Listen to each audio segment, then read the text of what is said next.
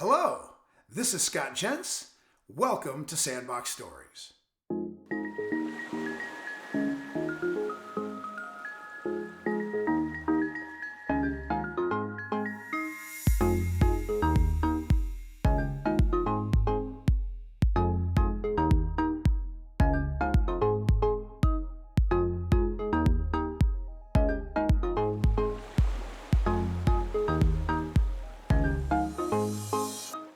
Sandbox Story 8, Born Out of the Ashes. When something is said to be born out of the ashes, it means to see something positive result from a negative event. In the infinite feedback loop of life, this happens all the time. It can be literal, when new tree sprigs arise from the forest floor after wildfires turn everything to ash, or when a home or business is rebuilt where a catastrophic building blaze occurred. But more often, we say that ideas, concepts, or products are born out of the ashes. An example is about Black & Decker. By 1972, their power tool business that had been successful since World War II was being incredibly eroded. They needed to innovate as their core business revenue was being stolen by low-cost foreign competitors. They were on the brink of failure. Earlier in the space race of the 1960s, they had become a preferred partner to NASA to build cordless, battery-powered devices for use in space. They had to be torqueless for use in zero gravity. With GE perfecting the rechargeable battery side, they began to perfect a modular, handled product that could benefit from the efficient, cordless approach in space. So in the mid-1970s, Black & Decker grabbed their 1960s NASA product, the cordless battery handle, and went to market with it, attaching it to different equipment heads: a grass shear, a drill, a shrub trimmer, and a lantern. Then they added a small vacuum called the spot vac. But the market didn't want modular, multi-use products. People loved the rechargeable devices, but wanted to buy separate products for each household task. They honed in on 1977 market research showing that 92% of women surveyed about the modular product were highly satisfied with one particular piece: the spot vac. Further investigation showed that 50,000 units could be sold.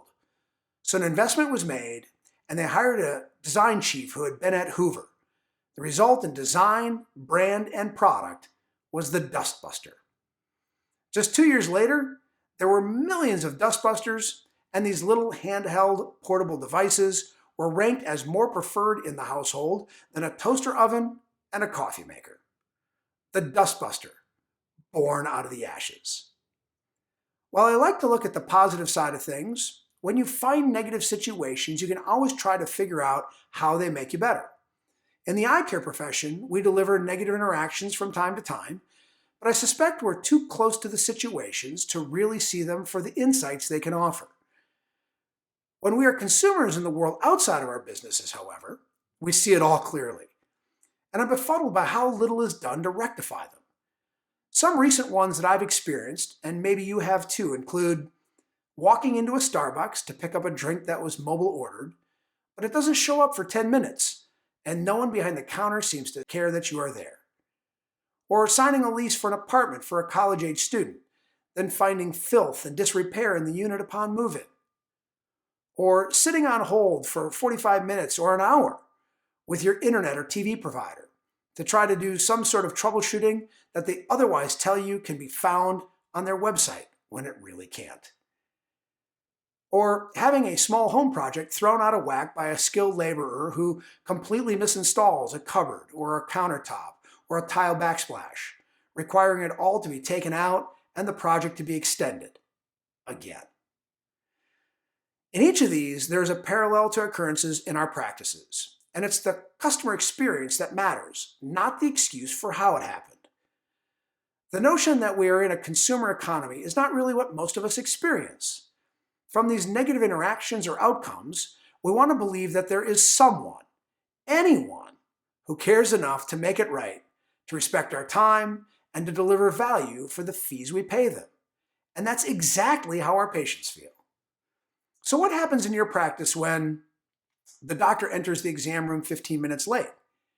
How about sitting squarely to the patient, telling them you are sorry for the inconvenience you caused them, and hoping they will still value your professional care.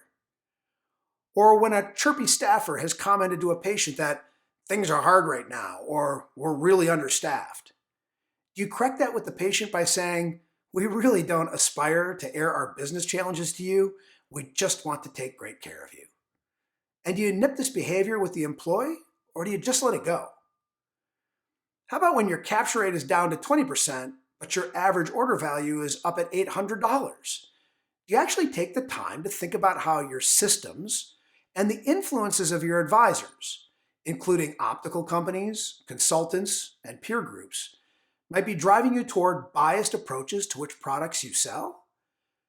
I recommend that you actually look at the practice data and plan to expand your work with more of your patients by implementing product diversity that matches more like 80% of your patients' wants, needs, and ability to spend.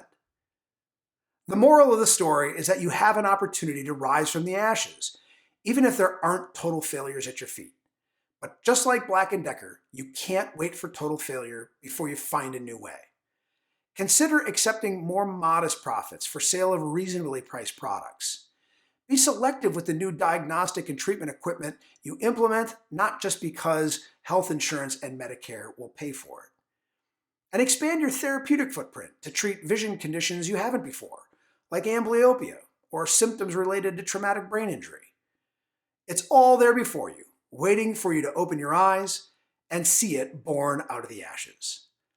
Until my next Sandbox story, be great at all you do.